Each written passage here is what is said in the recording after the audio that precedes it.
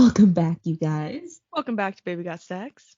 It's gonna be a trip. This It's gonna one's be a gonna be trip. long. This one's gonna. It's gonna be a long one. This is Yes. because this week we have another true crime book from Anne Rule, The Stranger Beside Me. Oh, mine says the shattering true crime classic. Oh, mine says the shocking inside story of serial killer Ted Bundy. Oh Oh, yeah, mine mine says says the that shattering. under. Oh no, mine says Yeah, the shattering true crime classic under that. yeah. Yeah. She was his friend and coworker. She thought she knew him well, but she didn't know the monster within. I definitely found out new things. So you and I have Mhm. watched the docuseries, the confession tapes, Yes. and we've also seen the one with Zac Efron. Yes. The movie. But I didn't really care. I don't know. I don't really care It for was those okay. like retelling movies. I like when it's Yeah. true crime, I like it to be like the people that were there tell the story, Yeah, like I don't so care for real. reenactments per se. Yeah. And so I definitely found, I mean, I had no idea how close she was to him, nor how often his name came up while they were happening. Like I just During the couldn't yeah. believe how close things were. Also, there are There are some trigger warnings in this book. Hmm. She goes into a heck of a lot of details about Yeah. the crimes that were committed. So like abuse, rape, strangulation, things like that. Um, Yeah, this is, in case you didn't know, the story of how Anne Rule knew Ted Bundy. yes, when they worked So, in a crisis center in Seattle. So we are about 4 to 5 hours away from Seattle, so a lot of mhm. these places, like I kind of knew. Um, and also one of the victims was from Oregon State, so he was around here.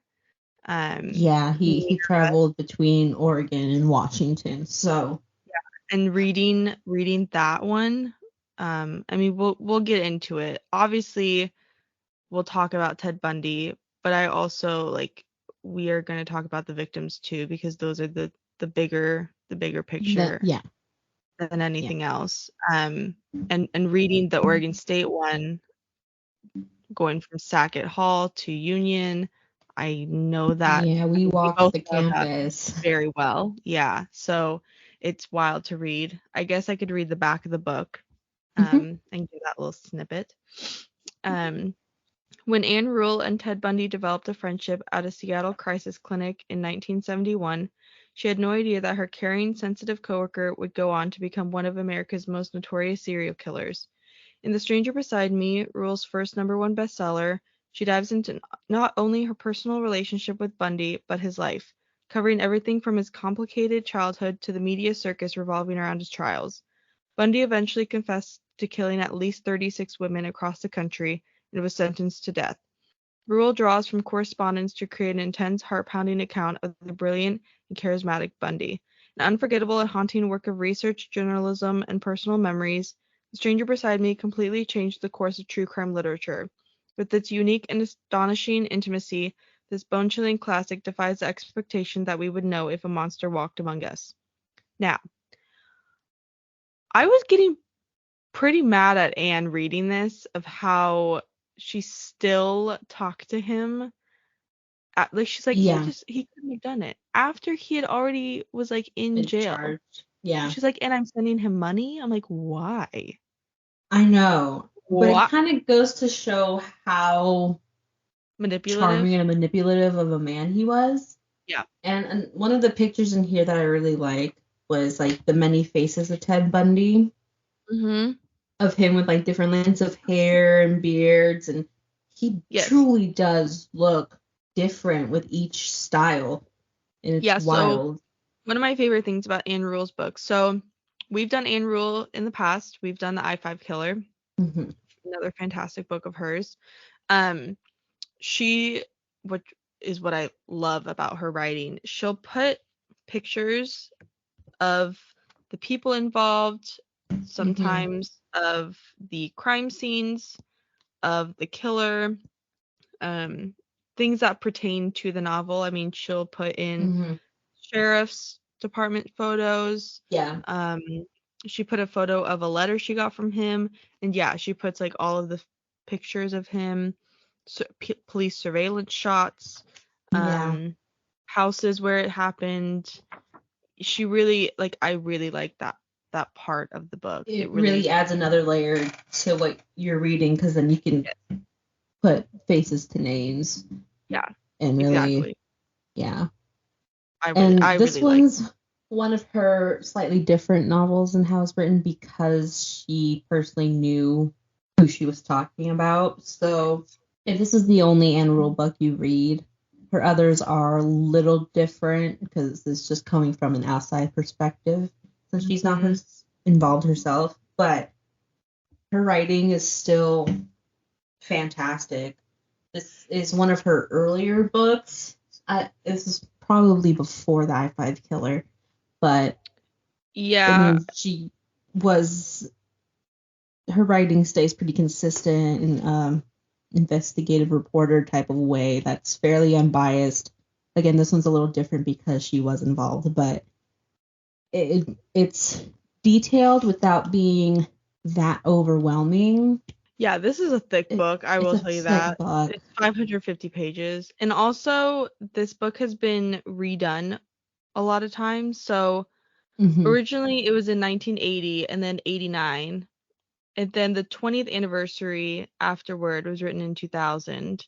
And then the final chapter was in 2009. Yeah, they were consistently updated with whatever the new Yes. findings or what other updates that came out from this case, or I guess Yeah. cases.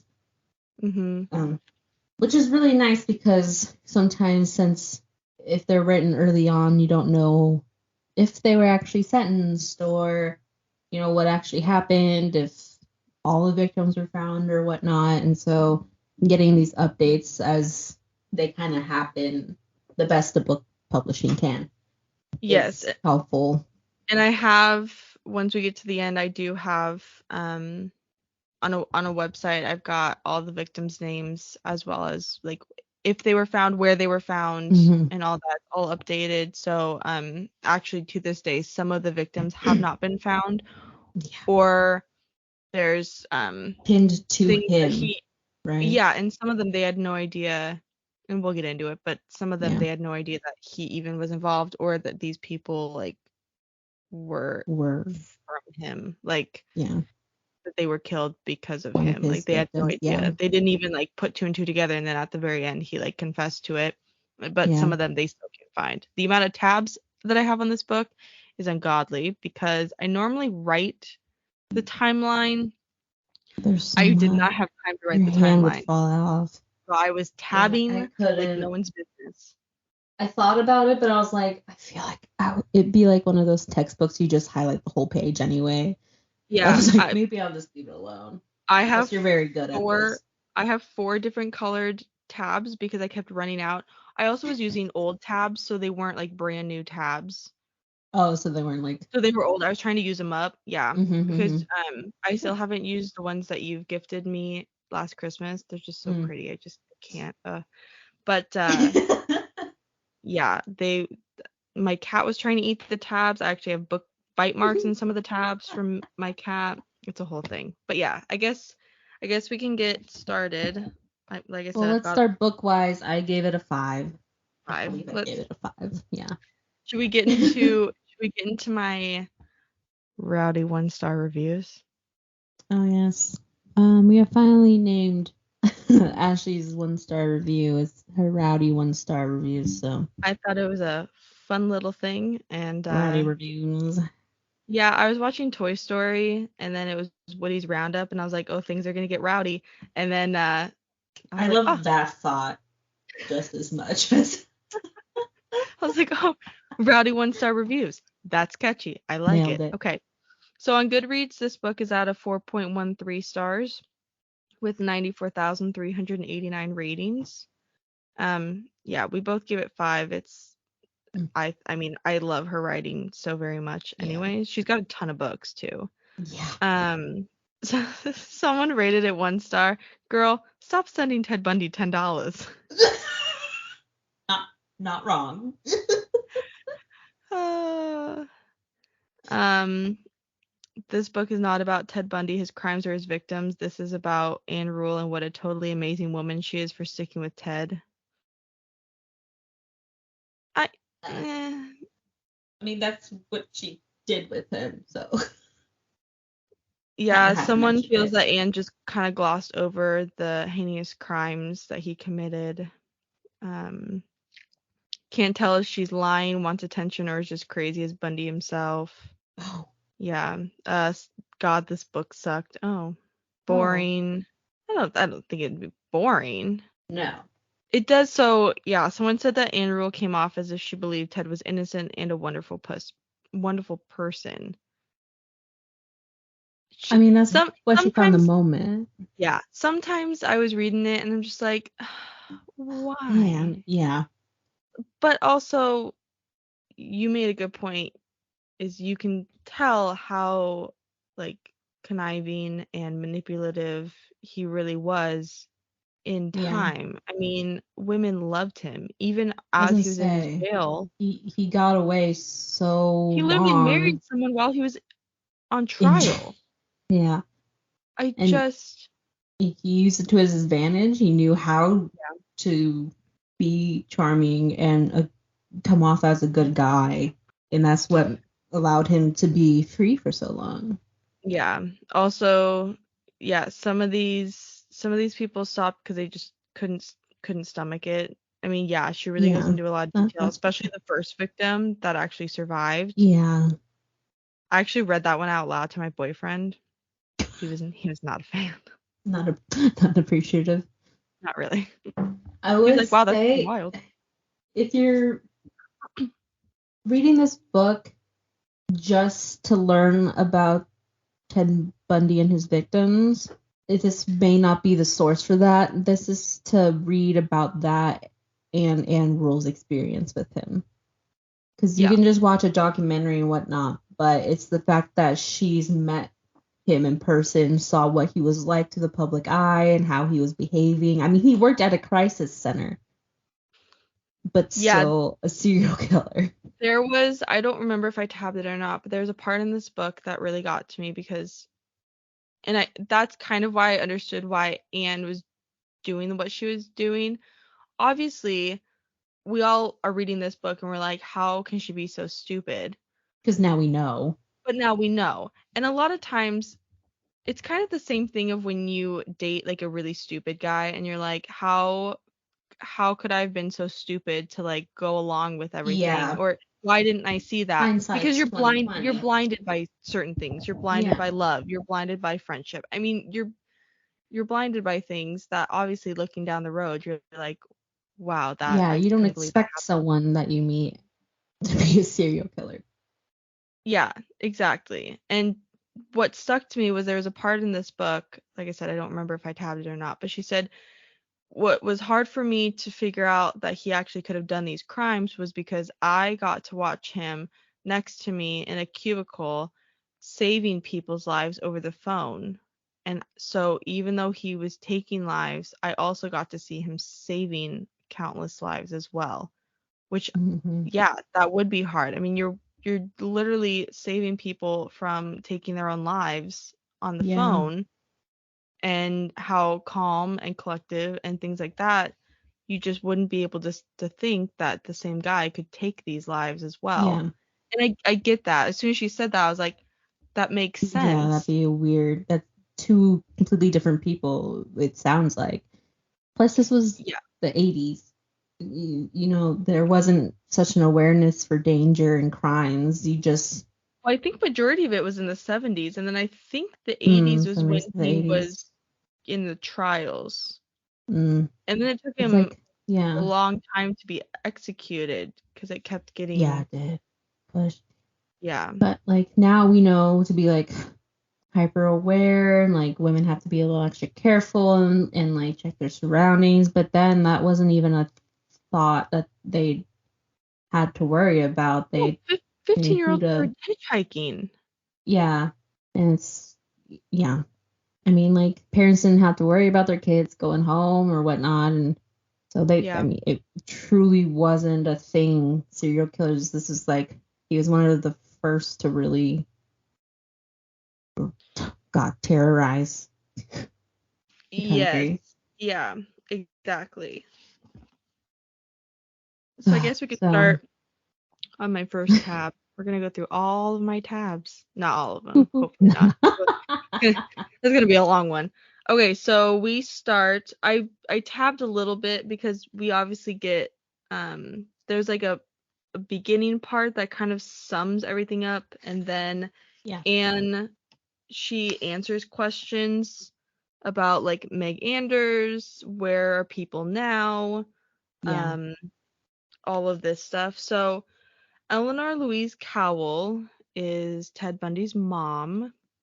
She was 22 when she found out that she was pregnant with a man today as we know as the Sailor.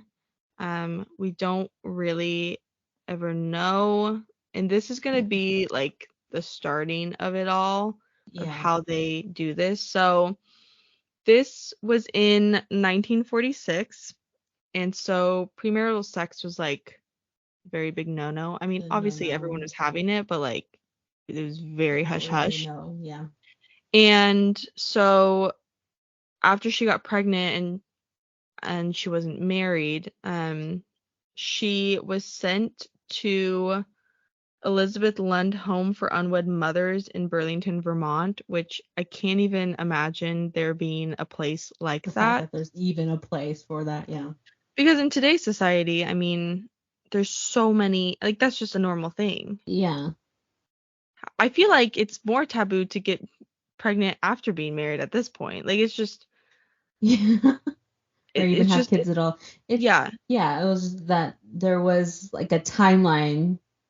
You got you met a guy, you got married, you start having all the babies. And so if you did anything out of order or some one of those steps not at all, it was wrong.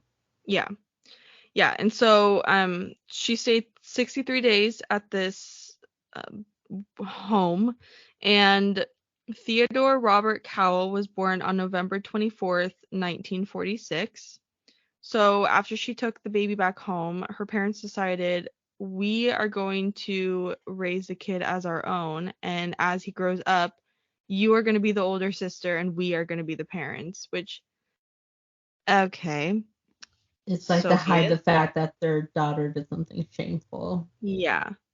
So then she marries well she goes Louise Cowell, Ted's mom, goes and moves to Tacoma, Washington, to go and live with relatives. And then Ted's like, well, that's kind of strange that like it's just me and my older sister and not my Yeah. parents coming along. Okay.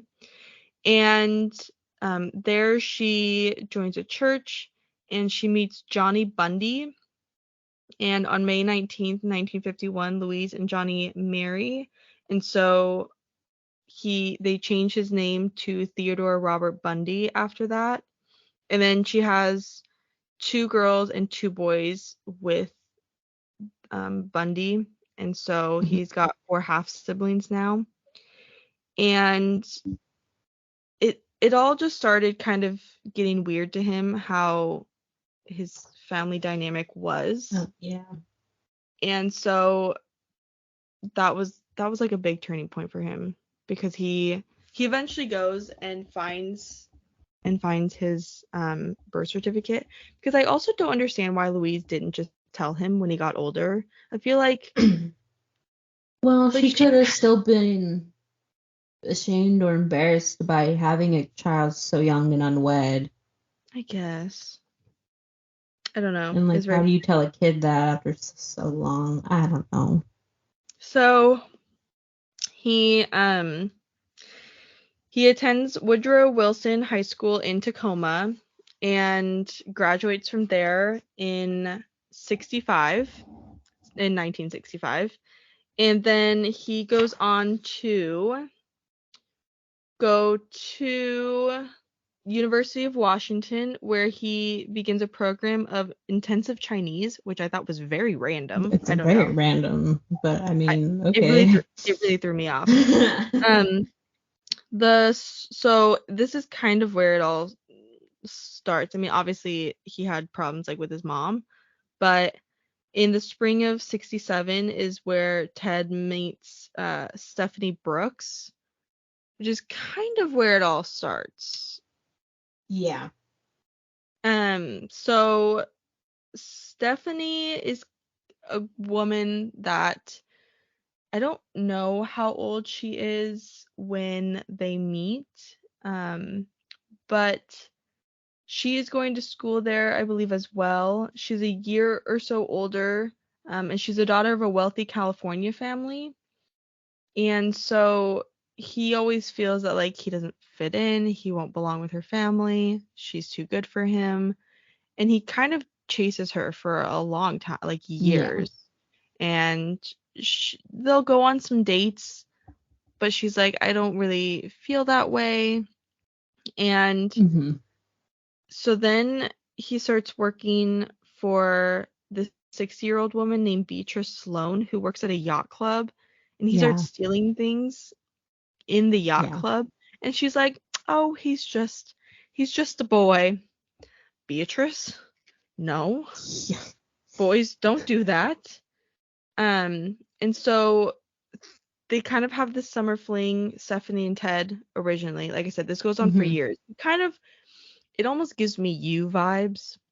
He's really like stalking Yeah. Stephanie, but um she was going to go back to California to her family. He was staying at the University of Washington. She told him that the romance was over, and so he returns to Seattle. And in April of 68 is when he starts getting really into politics. And so he is appointed Seattle chairman and assistant state chairman of the new majority for Rockefeller. He goes to Miami for a convention. It's a while. He's it's starting out to where like his life's pretty I was good. I say, he's like mean, making a life for himself. He's a young man doing big things. yes. Yeah. And Then then he ruins it. yeah, yeah. So during the time of him, he just got done with Stephanie. Well, Stephanie got done with him. She's very done with him. And so he goes to the taverns that are around the university, and Sandpiper Tavern is where he meets a woman on September 26, 1969, whose name is Meg Anders. Meg was a few years older than Ted. She was a young divorcee with a 3-year-old named Leanne. I, I I think think is how you something like pronounce it. that. It's Liane. I think it's Leanne. Yeah, I think it's Leanne. Laney. I'm not entirely I don't know. sure. Yeah. Um, so they kind of start like she starts falling in love with him. She feels like she loves him more than him. Um, he is working 2 part-time jobs. At the time, he's selling shoes for a department store, and he's working for a surgical supply store. And Meg is also helping him out, even though she's a single mom. She's giving him Hmm. money too. And he, September 26th is the day that they meet, so he always sends her a single rose on that date. And they kind of, he's, it's kind of weird because he's with Meg, but then Hmm. he's also with Stephanie. Like he Yeah. wants to be with Stephanie. Yeah. And he'll go to California and he'll see her, and but they still don't like mingle together. Nothing Like go. Yeah. yeah, she's still like no, even though Meg's like, "Oh, I'm the only one." And I'm like, "Oh, this is not Yeah. going to end well, whatever, like whatsoever." Yeah. So then we start learning about the crisis clinic. So Hmm. in it's in an old Victorian mansion on Capitol Hill. This starts in 1971 is when he is first doing this. So Anne Rule, who is the author of the book, she works a 4-hour shift once a week from 10 p.m. to 2 a.m. And Ted worked from 9 p.m. to 9 a.m. Several nights a week. So she was one of the volunteers, but he, I believe, was getting paid Yeah, I think so. for it. And so there was 51 volunteers, and a lot of them never met just because of like the weird hours, because this was obviously a 24-hour crisis center. And so it got to be where they were the only two together for quite a while. Yeah. And she honestly thinks the only thing that saved her was that she wasn't his type. She was a lot older than him. I believe she was in her 40s at the time that they met. She was a single. She was married during the beginning of this, later divorces, but she was a married woman of 4 kids, and so she just wasn't his type. And because he had mom issues, she thinks that he kind of used her as like a mother role. Yeah. More than anything else. So then one night he just opens up. He's like, what he says, like, basically that he's a bastard child. And I'm like, Ted, why are we It's just coming out. Yeah. I'm like, okay. I mean, I get at night probably weird things happen, but like delirious or something. Yeah, so he says, when I was born, my mother couldn't say that I was a baby or that I was her baby. When I was born in a home for unwed mothers, and when she took me home, she and my grandparents decided to tell everyone that I was her brother and that they were my parents. And so I grew up believing that she was my sister and that I was a late baby born to my grandparents. And he just says, I knew. Don't ask me how I knew. Maybe I heard conversations. Maybe I just figured that out. That there couldn't be a 20 difference age gap between a brother and a sister. And he never said anything to them. They never said anything to her. Like, it was all very hush hush. It's kind of like, okay, we know this is fake, but like we're not going to talk about it, kind of thing. Yeah. Which I thought was a little strange, but definitely back in those days, I mean, who knows? Like, like I said, that was very taboo. We're like, that just wasn't something that happened. Yeah. It's also hard too because I tabbed things, but I tabbed things like not directly at what I was wanting to talk about. I was like, well, I'll find it on the page. And I'm like, oh, I'm not gonna find it through the page. But so because Ted's really taking off with this whole political stuff, he wants to go to law school, so he applies to law school at the University of Utah in early of 1973. And he gets it, but then he chooses not to enter it and the reason given to the dean of admissions was a lie. And they've never really found out why he lied. Yeah. Yeah, so he wrote, with sincere regret, a week before classes were to begin, that he had been injured severely in an automobile accident and was hospitalized. In truth, he had been in an extremely minor accident, spraining his ankle, and had not been hospitalized. But he did wreck Meg's car. I'm like, good. This poor single mom now does not have a vehicle. And doesn't have a car. Yeah. So he does begin law school, but in the fall of 73 at the University of Puget Sound. Puget. Yeah, exactly. That, you know. I'm like, Puget, meh. And so then he is helping the Washington State Republican Party. And he's an assistant to Ross Davis, who is on that party.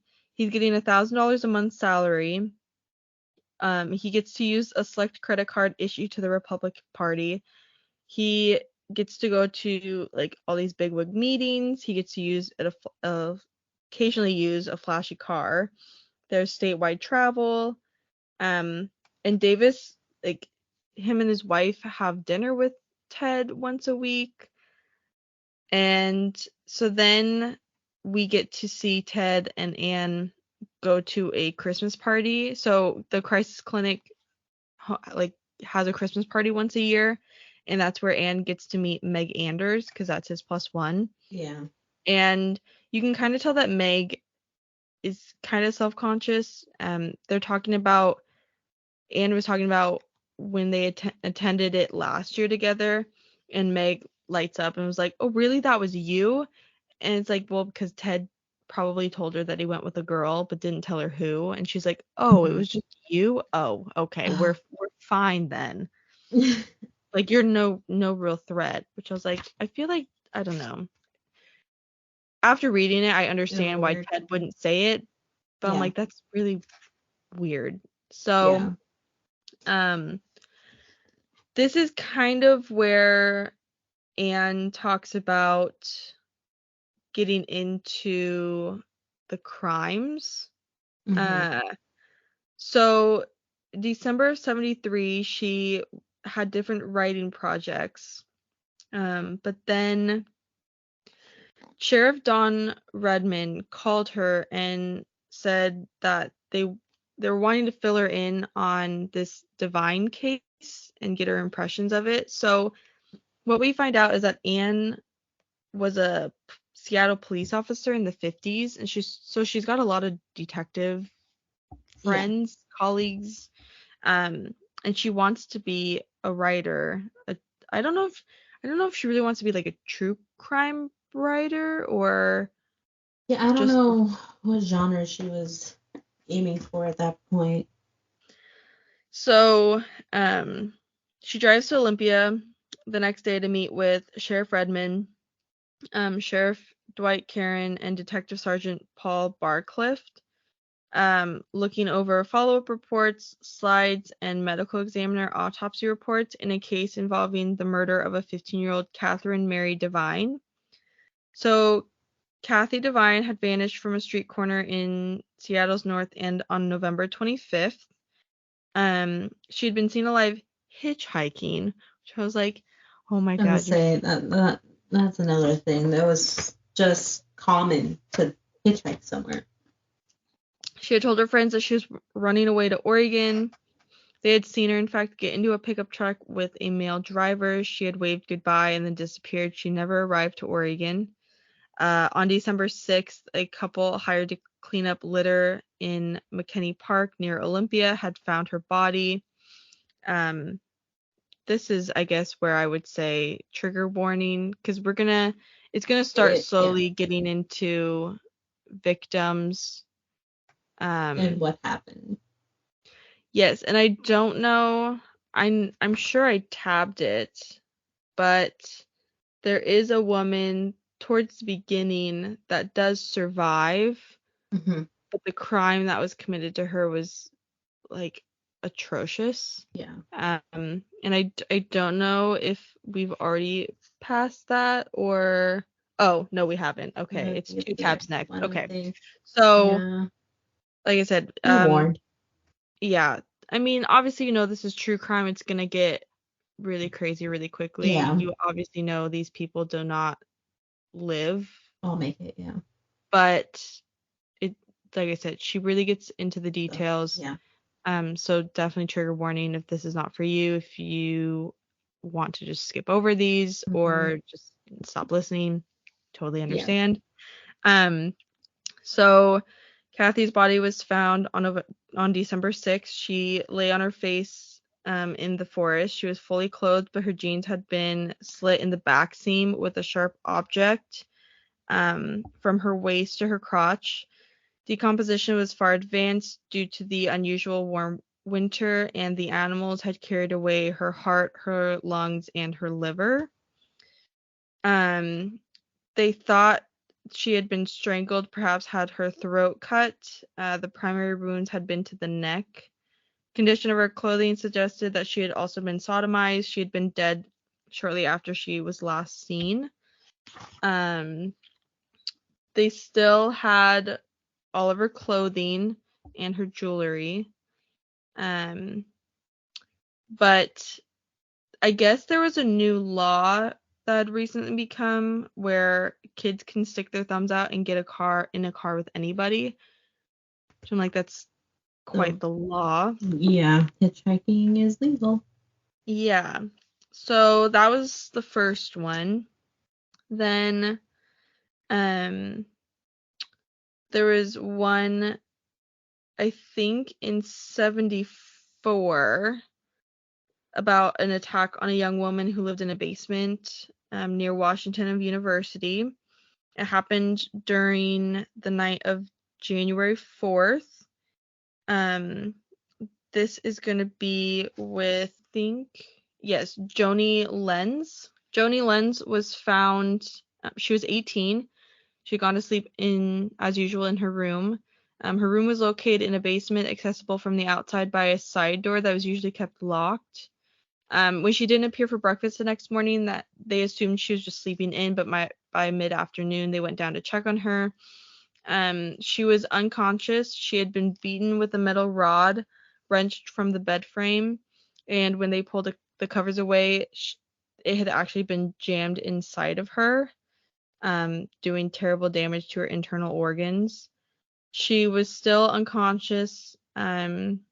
She did beat the odds, though. She survived. She has no memory of the events from 10 days before the attack until she woke from the coma. She was left with brain damage that will stay with her for the rest of her life. Um, they found no evidence that she had actually been raped, except for the metal rod in her. Yeah. Um, and I think, I mean, we get to it a little ways away, but she walks with a limp. Um, but other than that, I mean, yeah, she did have the brain damage, but Yeah. she survived. She She's survived it, alive. which Yeah. is wild. Next victim is Linda Ann Healy. So, she did radio, uh, weather on the radio. Yeah. Um, she was a senior majoring in psychology at the University of Washington. She, um, I think she was from Lake Washington, which is by Seattle, and there were 5 roommates in the house. And her father was a prosecuting attorney in the Eastern Washington County, and um, obviously, like, being a criminal lawyer's daughter, she knew things Yeah. could happen. But also, there's 5 of them in the house. Yeah. Ted was pretty ballsy in some of the things that he did.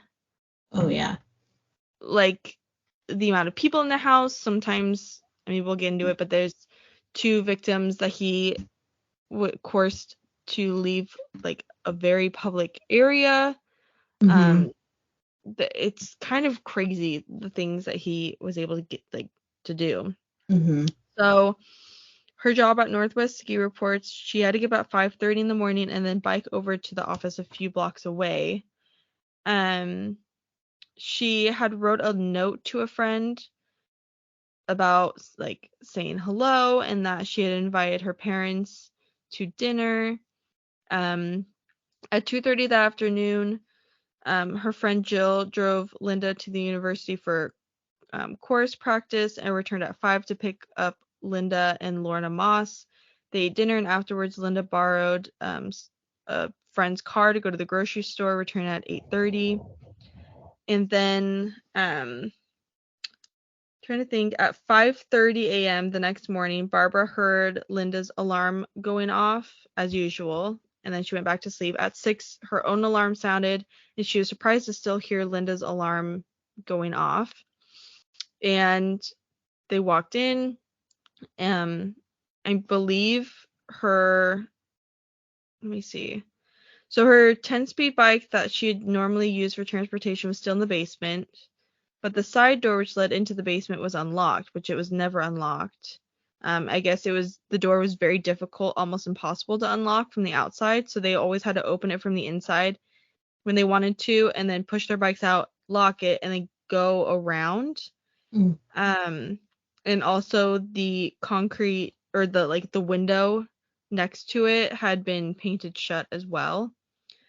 So her room was immaculate. The bed was made. It looked like she hadn't even been there, but she thought that maybe she was already on her way to work, and that's when she Mm-hmm. found the bike. She was like, "Oh, well, Yeah. I don't know like what's going on." Yeah, something's not right. So she called Seattle police and reported her missing. Parents thought it was really weird since she had asked them to dinner that night. Um, they said that the pillow had a satin pillowcase on it had been removed, which I thought was kind of strange.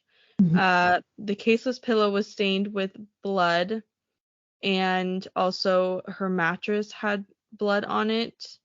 Um, and they noted that her bed was made differently, how Mm-hmm. she normally, which was also a telltale sign. Um, her nightgown was found in the closet. It had been stained with blood. So that means that her attacker had undressed her and then, Mm-hmm. I'm Stripped the assuming, bed. Yeah. redressed her. Her backpack was gone as well, which I think had, I'm assuming, her psychological stuff in it, probably like textbooks and stuff. Mm-hmm. Um, they found that the only clothes that were missing were jeans, blouse, and boots that she had worn the night before, and her backpack was gone. She usually kept books in it, and maybe her yellow ski cap and gloves. Um, which I thought was, yeah, very strange, like some of the Mm-hmm. things that were missing. Like why those things? Yeah. Yeah, and so they obviously look in ravines, they get canine units, but there's no trace of her. There was nothing left anywhere in the house. Um, on February 4th, a male voice called the police emergency number and said, "Listen and listen carefully. The person who attacked the girl on the 8th of last month and the person who took Linda Healy away are one and the same. He was outside both houses he was seen." And they were like, "Well, who's calling? No Yeah. way you're going to get my name." What? Yeah, but What? yeah. Like, okay. Um, she, so they didn't find her. Um, I'm trying to think. I know we later on, she does get fined, but it takes a long time to Yeah. find her. Um, there was no connection at all between Linda Healy and Joni Lenz, except they had both been attacked while sleeping in basement rooms. Other than that, they like really could not piece together what was going on. Yeah. Um, then, so as they're trying to figure all of that out, 19-year-old Donna Gail Manson is the next to go vanishing. Um, on a Tuesday night, March 12th, 1974, Donna had planned to attend a jazz concert on campus. She set out alone to walk to the concert shortly after 7 p.m. She was not seen at the concert, so she probably did not get that far. She was only 5 feet tall. She weighed 100 pounds. Um, Everyone thought that like it was very strange. Like she wouldn't just disappear. Yeah. She had attended Green River Community College in Auburn before she'd come to Evergreen campus. Um, she had chosen a rather broad curriculum, which was called Portals, and but she was falling apart, or she'd fallen behind in some classes, and so she was trying, which was people thought was kind of weird. She wanted to take more of like magical powers courses, and so of course everyone was like, well, Yeah. she probably like got into dark magic or got into like something Devil with the worshiper. devil. Yeah. Yeah, exactly. Yeah, they thought she might have committed suicide um because of her classes were slipping. um I guess they had found several slips of paper in Donna's room. One listed Thought Power Incorporated. It's a licensed business in Olympia that holds seminars on positive thinking and mind discipline. Um, she used marijuana daily, and so they were like, oh, well, she probably is doing other Yeah. drugs because, once you go to marijuana, Mhm. then it's heroin, things like Yeah, that. easy. Easy. She remained close to her parents, and so they just couldn't think of why she would just disappear. They hadn't found her either, and so they had obtained x-rays because they figured that's probably the only way they're going to be able to figure out who she is. Mm. April 17th, 1974 is the next victim. It is Susan Elaine Rancourt. She vanished 120 miles away from Seattle, and she was a freshman at Central Washington State College in Ellensburg, and she was a cheerleader and a homecoming queen. She was blonde. So this is the thing too. She was blonde. All the other victims had been brunette, and Mm-hmm. I'm pretty sure all the victims after her were brunette. Brunette, yeah. And her family moved to Anchorage, Alaska. She stayed behind to go to school. She worked 2 full-time jobs to save money for tuition. She was straight A's, which I thought was wild, working 2 full-time jobs and straight A's. It had been a busy week. The April of 17th, midterm finals were being held, but she learned of an opportunity open for would-be dorm advisors, which would help get her out of her shyness and would also help cut on college expenses. Yeah. She was 5'2", 120 pounds, but she was strong. She jogged every morning and she had taken karate classes. At 8 o'clock that evening, she took a load of laundry to the washroom in one of the campus dorms and was then going to walk off to the advisors meeting. It was over at 9, and she planned to meet a friend to see a German film and then return to the laundromat to put her clothes in the dryer at 10 o'clock. No one saw her after she left the meeting. Her friend waited and waited and finally went home. Her clothes remained in the washer until another student who needed to use it impatiently removed them, set them on a table where they were discovered a day later. And Susan's failure to return to her dorm was reported at once. She had a boyfriend, but he was far away at the University of Washington in Seattle. And people knew what she was wearing, so they were trying to retrace the route she would have taken. Mm-hmm. And the quickest and most common route led up to the mall, past a construction area, across a footbridge, over a pond, and then under a railroad trestle. You could not pay me enough money. So far. You could not pay in the dark? Yeah. No. And they retraced her steps and they said it would have been here under the trestle. It's dark as hell for about 20 feet. No, thank you. Yeah. No.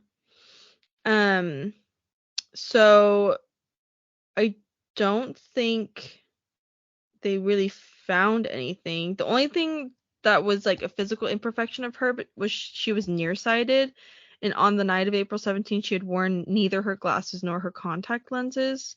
So she wouldn't have been able to really see or recognize someone unless they were up close. Yeah. And so if he knew her name, she probably would have just went along with Gone it. over, yeah. There was one thing though. This is where people started noticing that there was a tall, handsome man in his 20s around the campus that had an arm in a sling. There was going to be multiple occasions where a man fitting that description had an arm in a sling trying to help him carry to his car. Like Bugs, yeah. Yeah. His Volkswagen Bug.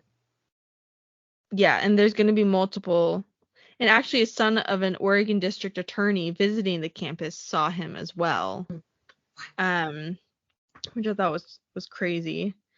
Then we kind of get to know some of the so Captain Herb Swindler is a veteran in homicide investigations and took over command of the Crimes Against Persons unit of the Seattle Police Department in the spring of 74. So he kind of helps get on the case. Mm-hmm. I mean, there's so many detectives. He's a big one. Yeah, especially since, I mean, he's going to different states, different counties. They're going to have different officers and detectives involved. Yes. Yeah. So Anne's territory took her to cases in other cities, cases 200 miles away in Oregon. So the next victim was going to be here in Oregon. 19 days after Susan Rancourt vanished on May 6th, Roberta Kathleen Parks, she was kind of unhappy and guilt-ridden the day that she disappeared. So she lived in Sackett Hall on Oregon State campus. We've gone past that a lot of times. Yep. I lived in the dorm room or the dorm building next to it. Yeah. It was kind of funny reading this part, I'm not gonna lie. So Anne Rule actually attended one term at Oregon State in the 50s, and it was then considered a cow college. That was hilarious to read. Yeah, she's not wrong. So Kathy Parks wasn't very happy at Oregon State. She was from Lafayette, California. She'd broken up with her boyfriend who'd left for Louisiana. On May 4th, she had argued on the phone with her father, and then on May 6th, she learned that he had suffered a massive heart attack. Timing could not have been worse. Awful, yeah. So of course she thinks it's her fault that her dad almost died. So shortly before 11, she left Sackett Hall to meet some friends for coffee in the Student Union building. We had been there many a times. She never made it to the Student Union building. She left behind her bike, her clothing, her makeup, like everything. This time no one had seen anyone suspicious, no man with his arm in a sling. Also, there was reports of the Volkswagen Bug that he was driving. No one had seen them either. The Willamette River, which is a huge river that winds through Corvallis, it's a disgusting river. Really I'm gross. sorry, but it's disgusting. They put sewage in that. Like, it's just horrendous. Not maintained in any way. You couldn't pay me enough money to swim in that river. They had dragged the river, nothing was found. So they honestly had no idea where she could have went. A week-long search, they had convinced she had been abducted. There's huge, and I think they are still there, huge lilac bushes that are along the path between Sackett Hall and the Union building, which I'm pretty sure they're still there. They couldn't find it. I mean, there was no trace of her. Nothing. And Sackett to Union Hall isn't a far walk. 2 minutes, 3 minutes. If that, you can see it. Yeah, easily see. You cross the street and then walk down a little bit right there. Yeah, it's not like it's pretty lit too. I mean, you're walking on. Well, that's the thing. Now it is. Yeah, back then I don't know. Who knows? Yeah, I don't know. All those buildings are around it. That's true. That's true. So I don't know. There's how many? Because he had nearly 36 victims around there. Yeah, so I can. Here, I feel like we're at 54 minutes is the only thing, and I'd hate to not, give the victims enough attention. Okay, I'm gonna go off of it. I'm gonna go off of it on my phone because I've got all the victims lined up here on my phone. I'm just gonna go over here.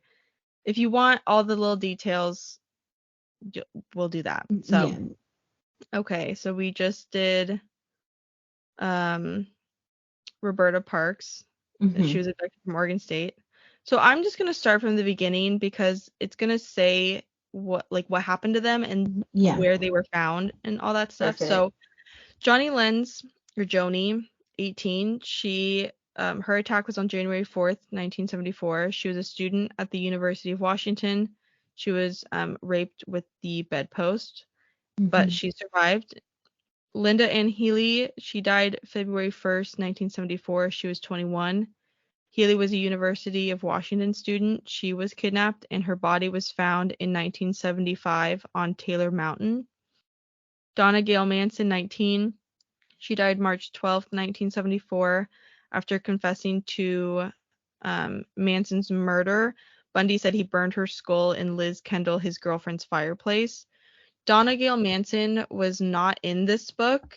Donna, she was one of the confessions that he confessed to right before he was, Later on.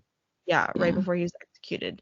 There was, I don't think they even knew she was missing, to be honest. I don't know her I think she was story. one who, like, she was missing, but, like, she was traveling or whatever, so no one, it's like, oh, she could have just gone off on her own.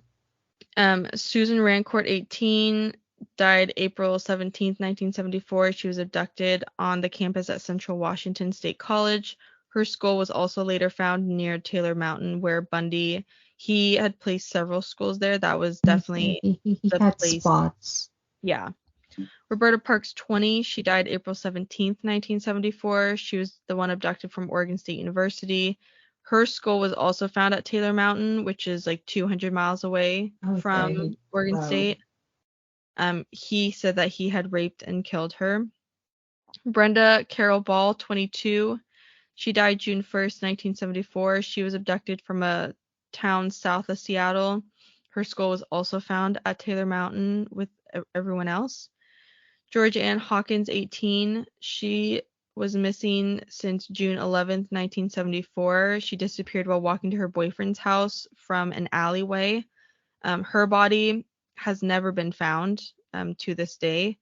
He confessed to knocking her unconscious and killing her. I believe he said where he took her, like where he buried her, but Right. because it But had been you so can't find long, it. Yeah. animals scattered her. So she's never been found, unfortunately. Um, Denise Nasland, 18, died July 14th, 1974. She disappeared from Lake Sammamish State Park. 2 months later, her body was found on a hillside near the park. Janice Ott, 23, she died the same day. She actually died 4 hours after Denise had died at the same park. Her body was also found in the same location at that hillside. Nancy Wilcox, 16, she's been missing since October 2nd, 1974. She went missing in Utah. So he then goes to Utah for law school, starts killing there. She went missing after she went to buy a pack of gum. Her body's never been found to this day. Bundy confessed to sexually assaulting and strangling her, then burying her body near Capitol Reef National Park, which is located about 200 miles south of Salt Lake City, Utah. Like I said, she has never been found to this day. Melissa Smith, 17, died October 26, 1974. She was the teenage daughter of a police chief in Salt Lake City, Utah. She was raped and beaten by Bundy, and her body was found in the mountains nearby. Laura Amy, 17, missing since October 31st after disappearing on Halloween night. She was later found frozen in Provo Canyon, which I don't know where that Oh. one is. Um, Carol DeRoche, 18.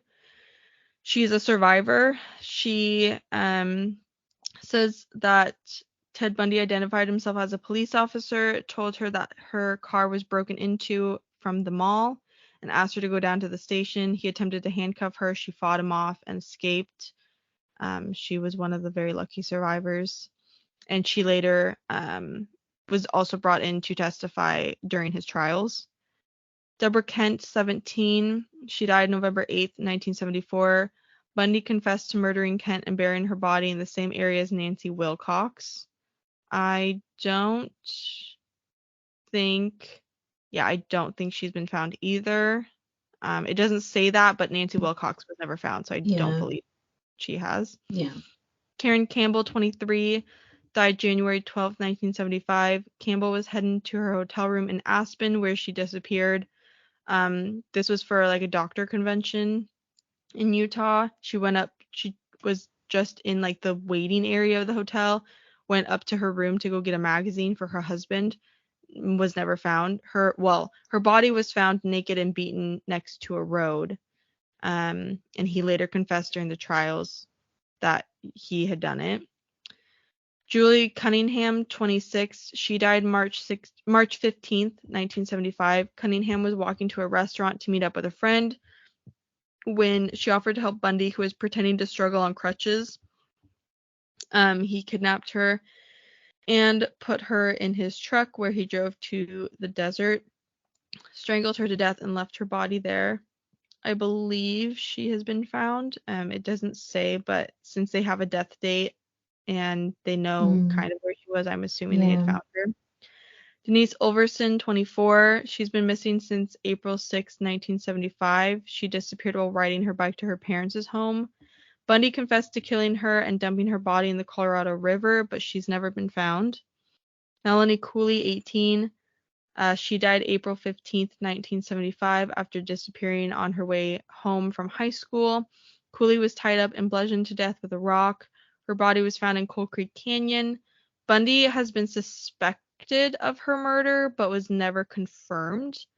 On his execution day, he says that they got the numbers right, but they were missing one more. And there was actually 6 states that he had killed in, and they only knew of 5. So there's probably a lot more victims that have never been tied to him and never will be. Lynette Culver, 12. She was missing since May 6, 1975. Culver was abducted from her neighborhood in Idaho. Bundy confessed he killed her and threw her body into the Snake River. Her body has not been found to this day. Susan Curtis, 15, missing since June 27, 1975. Curtis was abducted while walking back to her room during a Mormon youth conference at Brigham Young University, or Brigham Young. Curtis was Bundy's last confession as he walked down the hall to be executed. She is still regarded as a missing person as her body has not been found. Margaret Bowman, 21, died January 15th, 1978. On the night of the 15th, he attacked four women in the Chi Omega sorority house at Florida State University. He had beat her with a piece of firewood and strangled her. So at this point, he escaped prison twice. I personally only remembered once, so that kind of shocked me a little bit. Up twice. So the first time he jumped out of the window of a library, second story, I believe was found 6 days later. I don't think he had committed any crimes during that time. But then the second time he cut a hole in the ceiling and went through an air vent and was missing for, I believe, 6 weeks. He then went on to kill 2 women and severely injure 2 more at this sorority house. The timing of this was crazy because there were so many witnesses that they could actually pinpoint that he had killed he killed 2, injured the other 2 in the span of 15 minutes, which is insane to me. These murders were very brutal, and they had happened in Florida, which is a state that does allow the why can't I think of it? Like the death penalty, yeah. And so Margaret Broman, 21, Lisa Levy, 20. She had also died in the Chi Omega house.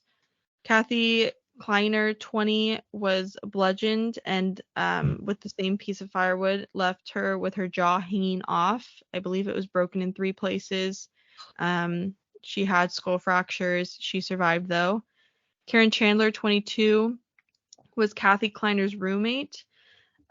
He had beaten both women at the same time. Despite a broken jaw, right arm, and 4 teeth knocked out, she survived as well, and I believe she also had severe fractures in her skull. Cheryl Thomas, 21, was attacked that same night. He crawled through a window in her Florida State University home and attempted to beat her to death. She survived after a neighbor raised an alarm over a noise. I believe that was the one where they lived kind of like in a duplex, and she knew the people on the other side of the wall, and they could hear her. And so they knew they had a thing where no matter what the time, if someone called, they answered, Yeah. and she didn't answer, and so they knew something was wrong, and they actually saved her life. Kimberly Leach, 12. She died February 9th, 1978. She was one of the youngest victims as well as the last victim. She disappeared in the middle of the school day, and her body was found 2 months later in a shed behind a state park. Um, that that one got me in the sense of she was the youngest. She was 12. Um, he also left her in an old pig shed by the state park. Um, and another thing too, there were witnesses seeing her get into the van, and they honestly thought it was just her dad. Yeah. Which, I mean, I can see it, but how Yeah. heartbreaking is it that there were so many I witnesses? know. After being sentenced to death, he spent 11 years on death row before he was executed by electric chair on January 24th, 1989. And so, yeah, he had confessed to some of those killings as they were walking to death row or to be executed.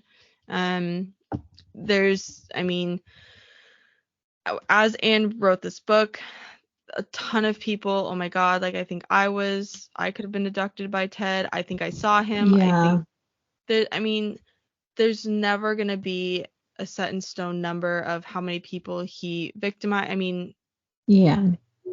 killed, tried to like just talk to. Yeah. I mean, it's unlimited. We could make a whole Yeah.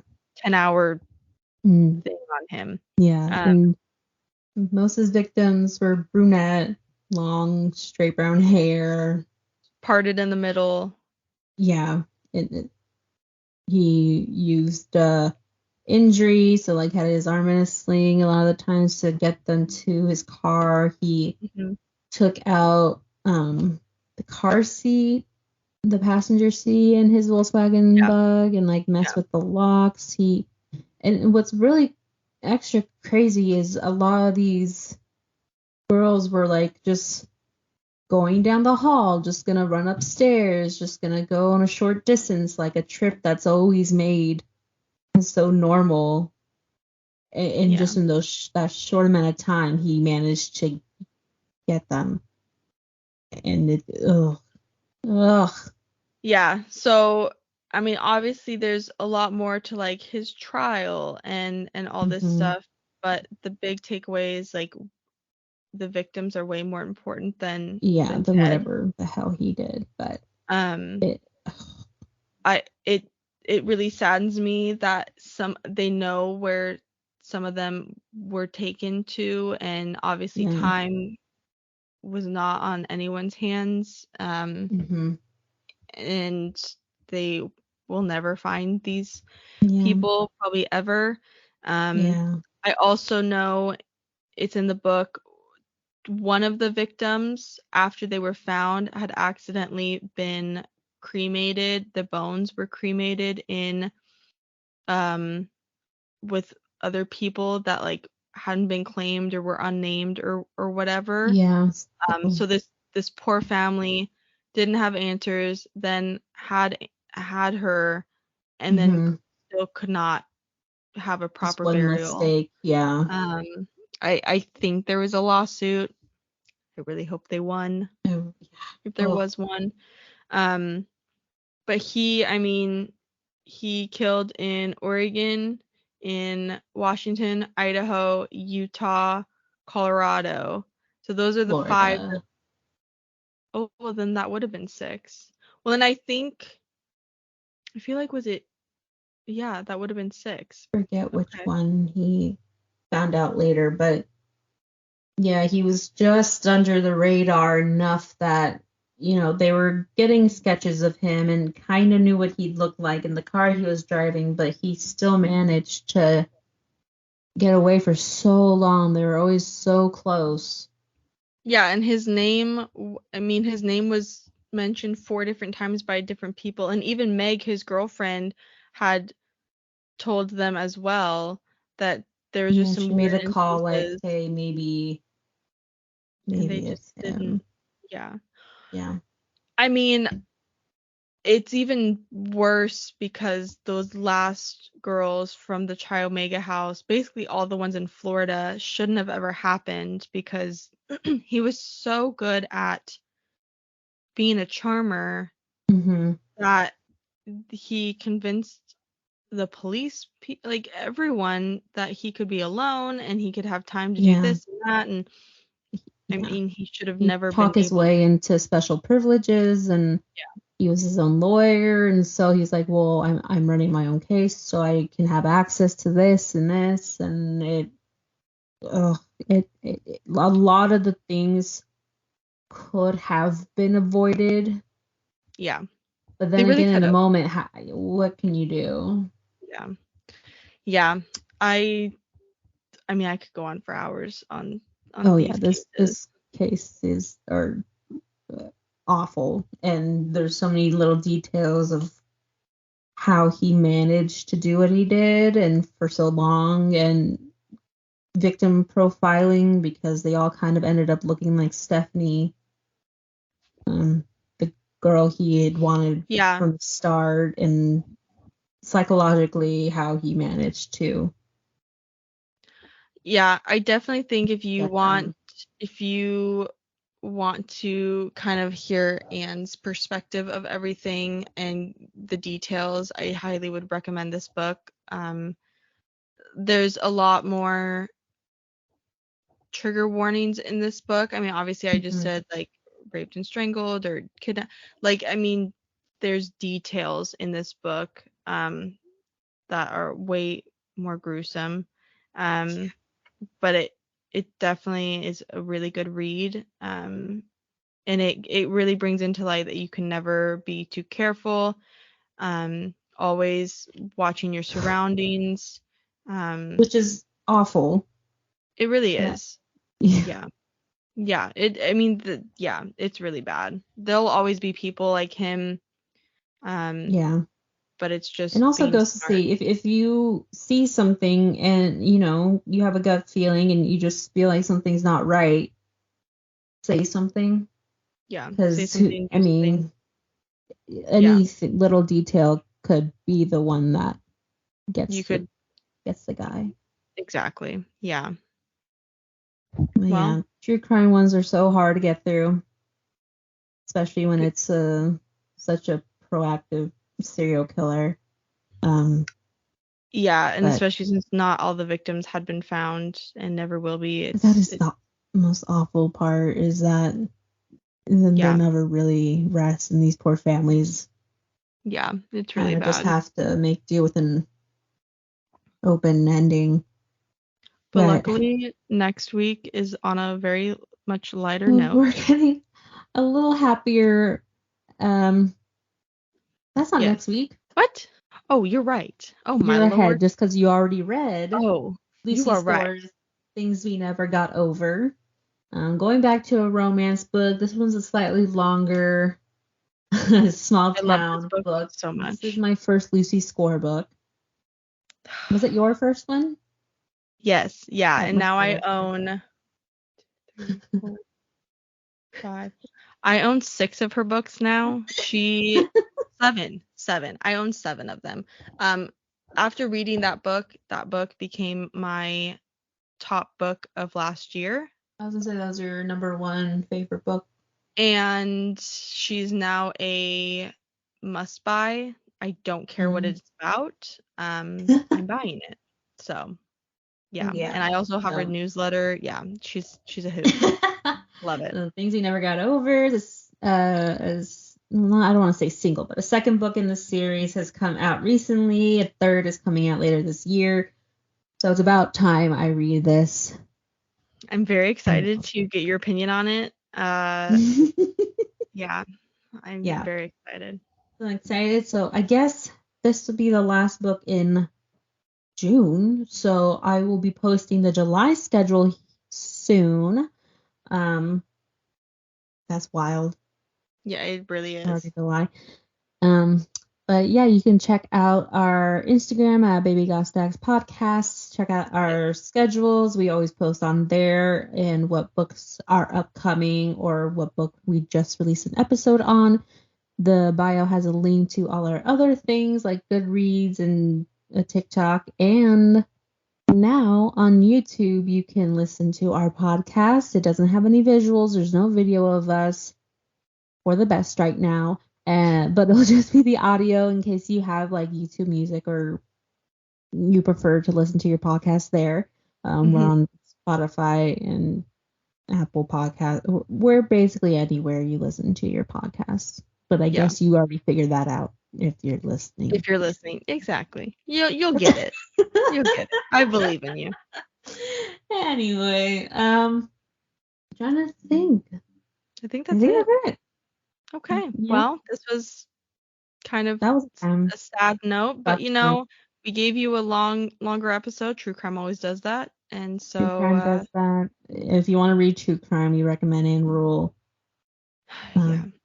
Or if there's, She's if there's any true crime stories that you want us to, like if there's a book out yeah, there, for or us if to you look want us into. to talk about, let us know. We are true crime fanatics and we will never Yeah, say no to true crime. So let yeah. us know. Or if you don't even know if there is a book and there's just a case you want us to do, we'll Yeah. research it.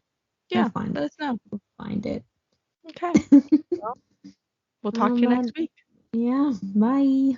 Bye, guys.